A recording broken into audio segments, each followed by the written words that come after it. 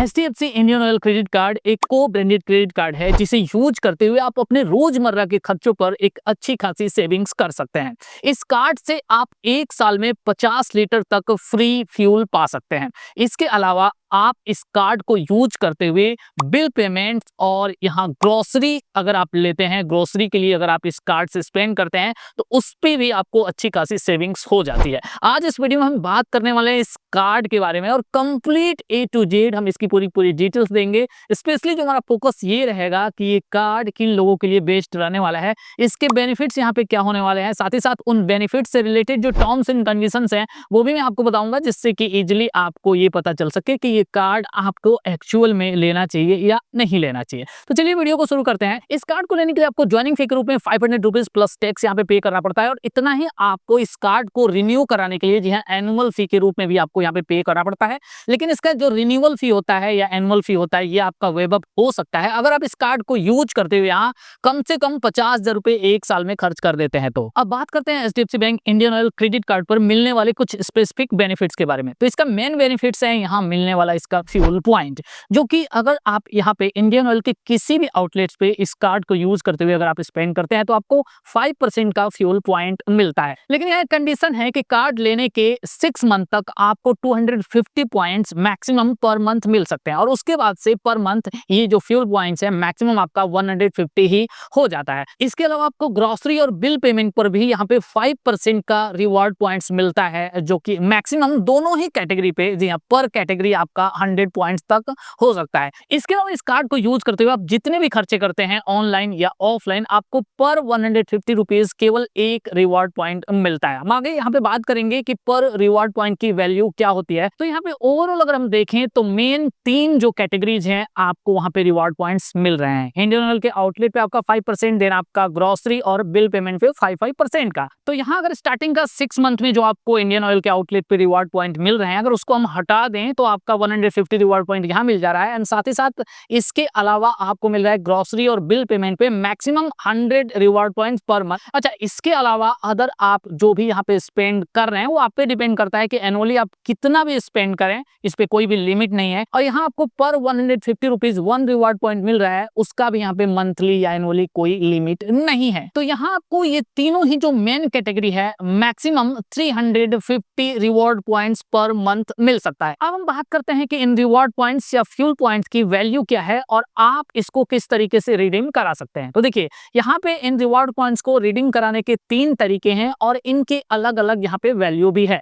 Number 1 तरीका कि आप चाहे तो इन रिवॉर्ड पॉइंट्स को इंडियन ऑयल के पेट्रोल पंप पे जाकर जी हाँ वहां इसके थ्रू फ्यूल ले सकते हैं, यानी जो भी आपका फ्यूल का यहाँ पे कॉस्ट आएगा उसमें आप इसको एडजस्ट करा सकते हैं। तो अगर आप इंडियन ऑयल के आउटलेट पे इन रिवॉर्ड पॉइंट्स को एडजस्ट कराते हैं तो पर रिवॉर्ड पॉइंट की वैल्यू हो जा रही है 0.96 रुपीज, यानी आपका 96 पैसे हो जा रहे हैं। इसके अलावा अगर आप चाहें तो इसका जो कैटलॉग है वहां पे अगर नेट बैंकिंग के थ्रू अगर आप कुछ भी लेते हैं तो आपका पर रिवॉर्ड पॉइंट केवल 20 पैसे, जी हाँ केवल 20 पैसे आपका यहाँ पे होने वाला है। एंड आफ्टर दैट अगर आप चाहते हैं कि अपने क्रेडिट कार्ड स्टेटमेंट में इन रिवॉर्ड पॉइंट्स को आप एडजस्ट करा लें तो वहां भी आपकी जो वैल्यू है वो केवल 20 पैसे पर रिवॉर्ड पॉइंट ही होने वाली है।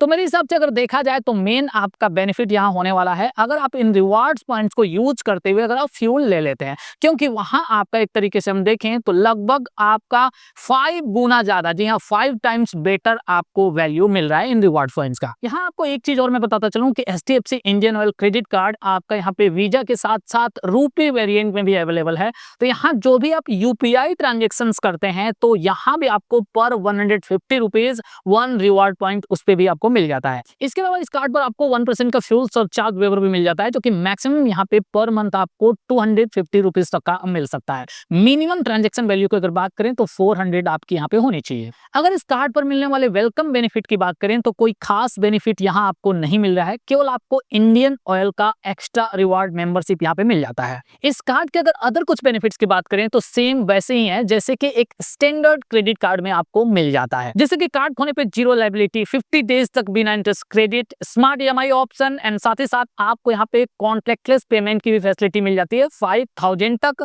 बिना पिन डाले। अब हम बात करेंगे इस कार्ड्स के बेनिफिट्स या इस कार्ड के ऊपर डायरेक्टली अप्लाई होने वाले कुछ स्पेशल टर्म्स एंड कंडीशंस के बारे में, जो कि जनरली कोई नहीं बताता है और मेरे ख्याल से वो जानना आपके लिए बहुत ही ज्यादा जरूरी है अगर आप इस कार्ड के लिए या किसी भी क्रेडिट कार्ड के लिए अप्लाई करने के लिए जा रहे हैं। तो यहाँ पे अगर मिनिमम जो भी आपका बिल आता है उसका मिनिमम अमाउंट आपको यहाँ पे देना होता है, जो कि 5% होता है, और जो भी अमाउंट यहाँ पे आप कैरी फॉरवर्ड करते हैं उस पे आपको एक्स्ट्रा चार्ज पे करना पड़ता है। अगर चार्ज की बात करें तो यहाँ पे पूरी की पूरी लिस्ट नीचे मैंने गूगल डॉक्स में दे दिया है डिस्क्रिप्शन में, आप वहां पे क्लिक करके पूरे चार्ज को एक बार डेफिनेटली चेक कर लें, जिससे कि आपको ये आइडिया लग जाए कि किस कंडीशन में आपको कितना तक का चार्ज यहाँ पे करना पड़ सकता है। इस कार्ड पर मिलने वाले रिवॉर्ड पॉइंट्स की वैलिडिटी मैक्सिमम यहाँ पे 2 साल तक होती है। अगर 2 साल के अंदर आप इन रिवॉर्ड पॉइंट्स को यूज नहीं करते हैं तो ये आपको एक्सपायर हो जाते हैं। कुछ ऐसे ट्रांजेक्शन होते हैं जहां आपको कोई भी रिवॉर्ड पॉइंट नहीं मिलता है, जैसे कि आपका रेंट पेमेंट या गवर्नमेंट से रिलेटेड कई तरह के ट्रांजेक्शन या अदर भी कुछ ट्रांजेक्शन होते हैं